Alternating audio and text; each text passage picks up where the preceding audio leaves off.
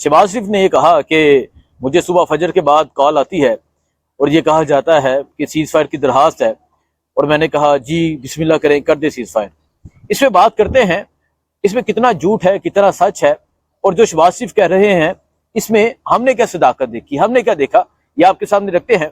और इस मुल्क के वजीर आजम, इस मुल्क के अर्दली वजीर आजम का अंदाजा ये लगाएं कि पाकिस्तान जंगी हालत में था, पाकिस्तान में ड्रोन हमले किए गए, पाकिस्तान में मिसाइल हमले किए गए, पाकिस्तान की मस्जिदों को टारगेट किया गया, पाकिस्तान की मस्जिदों को शहीद किया गया, पाकिस्तान की मस्जिदें गिरा दी गई। इसके अलावा मुल्क भर में जो कार्रवाइयां हुई सबने देखा।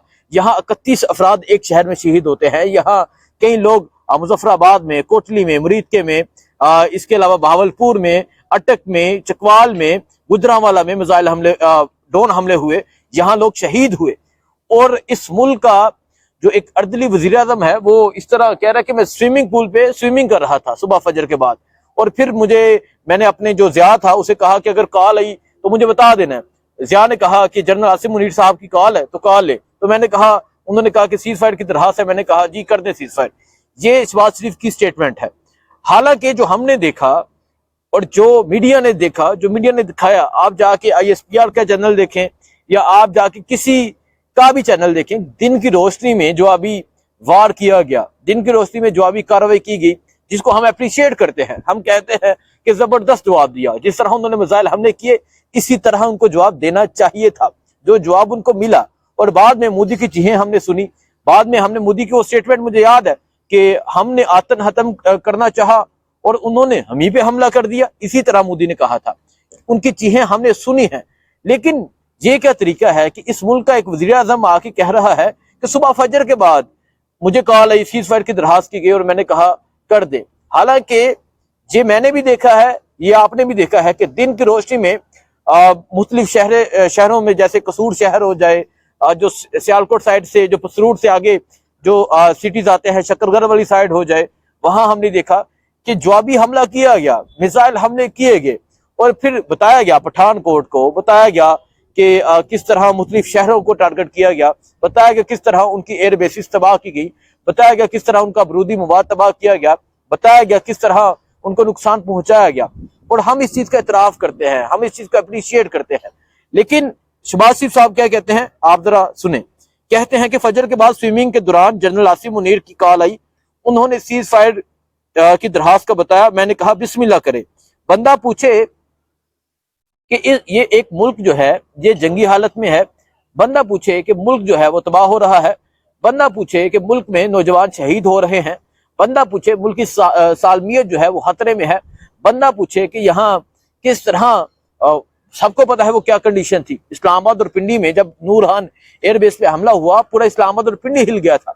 और इस मुल्क का एक वजीर आजम तब ये बात नहीं कर रहा, तब तो इनमें इतनी अहलाकी जुर्रत नहीं है कि ये आके ट्वीट करें, ये आके मोदी का नाम ले। शहबाज शरीफ ने मोदी का नाम नहीं लिया, नवाज शरीफ ने मोदी का नाम नहीं लिया, मरियम नवाज ने मोदी का नाम नहीं लिया, और अब ये कह रहे हैं कि हमने सुबह फजर के बाद सीज फायर कर दिया। पता नहीं सुबह फजर के बाद किस तरह इन्होंने सीज फायर किया, किस तरह इन्होंने इस चीज को कबूल किया, किस तरह इन्होंने कहा कि सीज फायर कर दिया जाए। हालांकि ये जो सीज फायर की खबर है ये तकरीबन असर के टाइम मिली, तकरीबन असर के टाइम, और दिन की रोशनी में जोहर तक जवाबी वार किए गए, जवाबी हमले किए गए। सो एक तो शहबाज शरीफ साहब को इस तरह की चवल नहीं मारनी चाहिए थी, और ये फर्स्ट टाइम इस तरह की चवलें नहीं मारे, ये हमेशा इस तरह की चवलें मारते हैं। मुझे याद है मेरे ही शहर वजीराबाद में जो इन्होंने कहा था कि अगर मैंने जरदारी को लारकाना लाहौर की सड़कों पर ना घसीटा तो मेरा नाम शहबाज शरीफ नहीं, इस तरह की एक्टिंग ये हमेशा करते आए हैं। सो एक सिर्फ ये नहीं, ये पूरा खानदान, पूरा टब्बर ये एक्टर्स का है। इनको फिल्मों में काम करना चाहिए, ड्रामे में काम करना चाहिए। अब मरियम नवाज का अंदाजा लगाए, मरियम नवाज एक मार्केट में गई हैं और अवाम को ये फुदू समझती हैं, अवाम को ये पागल समझती हैं। एक मार्केट में जाती हैं, तमाम दुकानें बंद करवा के एक दुकान के आगे खड़े होकर कहती है कैसा जा रहा है, ठीक जा रहा है। ओ भाई, आपने सारी दुकानें बंद करवा दी हैं, आपने वहां जो बंदा खड़ा किया वो भी आपने फिक्स और स्क्रिप्टेड बंदा खड़ा किया है। इसी तरह मैंने आपके सामने एक रिपोर्ट रखी थी कि किस तरह इन्होंने सियालकोट में गुजरांवाला से लड़कियां बुलाई और उनसे एक्टिंग करवाई। हमना नसीर नाम था, तमाम डाटा आपके सामने रखा था। ये जो टब्बर है ना, सारा टब्बर ये एक्टर्स का टब्बर है। नवाज शरीफ की एक्टिंग आपको याद हो तो नीचे से कबूतर इस तरह ऊपर फेंके जा रहे थे और फिर वो उसको इस तरह अपने हाथ में बिठा रहे थे। सो ये हमेशा एक्टिंग करते हैं और ये भी इन्होंने एक चवल मारी है जो शहबाज शरीफ ने मारी है। हालांकि पाकिस्तान के आर्म फोर्सेस ने, पाकिस्तान की फजाइया ने बड़ा जबरदस्त जवाब दिया। पाकिस्तान की फजाइया ने ऐसा जवाब दिया जिस जवाब पे सारी कौम उन्हें अप्रिशिएट करती है। सारी कौम कहती है कि हम आपको अप्रिशिएट करते हैं, लेकिन ये जो फॉर्म 47 के इस तरह के नाहल नकट्टू नलायक लोग बिठा दिए हैं। आपको यही बंदा मिला था, आपको यही चॉइस थी आपकी कि इस तरह का चवल बंदा आके और इस तरह की चवलें आके मारता है। सो आपके सामने ये चीजें हैं।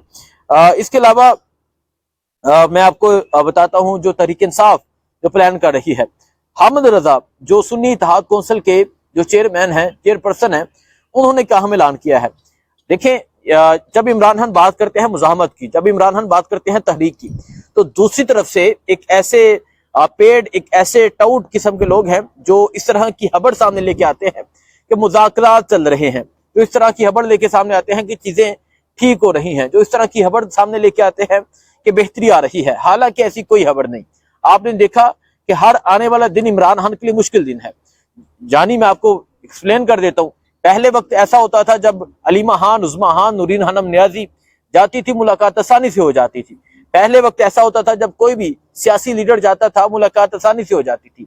अब अडयाला के बाहर नाके लग जाते हैं, अडयाला के बाहर उन्हें रोका जाता है, धक्के दिए जाते हैं, और अडयाला का अंदर जो बासी है, अडयाला के अंदर जो रहने वाला कैदी 804 है, उसको कैद तन्हाई में रखा गया है, उसको अंधेरे में रखा गया है और उसको अंधेरे में अकेला कर दिया है। और दूसरी तरफ ये कहते हैं चीजें बेहतर हो रही हैं। किस तरह बेहतर है? चीजें बेहतर है तो कम से कम उस इंसान से मुलाकात की इजाजत हो, उस इंसान से जाके कोई भी मिल सके, उस इंसान से जाके सियासी क़यादत मिल सके, बहनों की मुलाकात में रुकावट ना हो। लेकिन ऐसी कोई खबर नहीं है। अब सोचना यह है कि जब इमरान खान तहरीक की बात करते हैं, मुजाहमत की बात करते हैं, एहतजाजी जलसे की बात करते हैं, एहतजाजी तहरीक की बात करते हैं, तो एकदम से एक ग्रुप एक्टिव हो जाता है कि चीजें बेहतर हो रही हैं, हालात बेहतरी की तरफ जा रहे हैं। हालांकि ऐसी कोई चीज नजर नहीं आ रही। सो हामिद रजा साहब, इन्होंने हमेशा इनका किरदार जो है वो बड़ा जबरदस्त रहा है। हामिद रजा ने कहा है कि अगले 48 से 72 घंटे इंतजार कर ले, हम एहतजाजी तहरीक का ऐलान करने जा रहे हैं। और एहतजाजी तहरीक के हवाले से जुनैद अकबर को अहम जिम्मेदारियां दी गई हैं। अगर मैं खैबर पख्तूनख्वा की बात करूं तो खैबर पख्तूनख्वा में जुनैद अकबर ने, हलीम आदल शेख, जुनैद अकबर, सरदार अब्दुल कीम नियाजी, इसके अलावा सलाह रहन काकर, ये तमाम जो लीडरशिप है, जो सूबाई सदर है, उनसे मुलाकात हुई। मुलाकात में ये तय हुआ कि अब जो होगा वो एहतजाज होगा, अब जो तहरीक होगी वो एहतजाजी तहरीक होगी। सो आज के दिन जो खैबर पख्तूनख्वा के जो रीजन के सदर है उनसे मुलाकात हुई है। अली खान जदून, शाहिद हटक, साहिबजादा सिबकतुल्ला, इसके अलावा आतिफ खान, 4 रीजन है खैबर पख्तूनख्वा के। इन रीजन के जो सदूर हैं उनसे मुलाकात हुई है। उनसे मुलाकात में ये तय हुआ है कि हमने एहतजाज की तरफ जाना है, हमने एहतजाजी सियासत करनी है। सो तहरीक इंसाफ अहम स्टेप लेने जा रही है, तहरीक इंसाफ अहम कदम उठाने जा रही है और वो कदम है एहतजाज का। तहरीक इंसाफ दोबारा से 72 घंटे हैं, 72 घंटे टाइम दिया गया है। 72 घंटे के बाद एहतजाजी तहरीक का ऐलान कर दिया जाएगा, प्लान बता दिया जाएगा।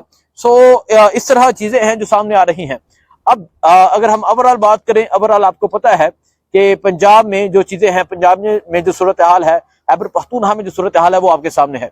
26 नवंबर को जिस तरह फायरिंग की गई, लोगों को शहीद किया गया, कातिलाना लोगों को इस तरह कातिलाना हमले किए गए, गाड़ियां हमने देखी, गाड़ियां वर्कर्स पे चलाई जा रही थी, इस तरह फायरिंग की गई। 26 नवंबर के बाद आज मई का महीना है, तो मई तक कोई भी तहरीक इंसाफ की कोई इस तरह की एहतजाजी तहरीक देखने को नहीं मिली। इससे पहले अगर हम 26 नवंबर के पहले बात करें, 4 अक्टूबर का हो जाए, अगस्त में तहरीक इंसाफ हर माह में कोई बड़ी एक्टिविटी करती थी, जलसा करती थी, लॉन्ग मार्च करती थी, रैली निकालती थी। लेकिन उसके बाद हमने देखा कि तहरीक इंसाफ के जो कारकुनान हैं उनका मोराल तो कभी भी कम नहीं हुआ, लेकिन तहरीक इंसाफ की नाम निहाद लीडरशिप का मोराल काफी हद तक कम हुआ, वो काफी हद तक खामोश हो गए। लेकिन तकरीबन 6-7 माह 8 माह गुजर गए हैं। उसके बाद इमरान खान के प्रेशर की वजह से, इमरान खान के कहने की वजह से, इमरान खान जो दोबारा से एहतजाजी तहरीक करने जा रहे हैं, उसके बाद ये कहा जा रहा है कि हालात बेहतर होंगे। आज आबाद फरूक से जब मैंने बात की तो उसने बड़ी जबरदस्त बात की। उसने कहा कि कभी भी जिन्होंने इमरान खान की तस्वीर पे, इमरान खान के नाम पे पाबंदी लगाई है, वो कभी भी इमरान खान आपको प्लेट पे रख के नहीं देंगे। इसके लिए निकलना होगा, बाहर निकलना होगा। सो ये सूरत हाल है। बाकी अर्दली वज़ीर आज़म के कारनामे तो आपके सामने हैं, किस तरह के कारनामे कर रहे हैं, किस तरह की ये चीजें कर रहे हैं। तो इस पाकिस्तान के लिए, पाकिस्तानी कौम के लिए लोग एक शर्मनाक है। और इस तरह के नाअहल, नकट्टू, नलायक अर्दली लोग पाकिस्तान की जो वजारत उज़्मा की सीट है उस पर बैठे हुए हैं, अफसोसनाक। और इनके लानों वालों पे हम क्या कह सकते हैं कि इन्होंने किस तरह का बंदा बैठाया है। सिर्फ पॉलिसी है और कुछ नहीं। बाकी दुआ में याद रखें। अल्लाह हाफिज़।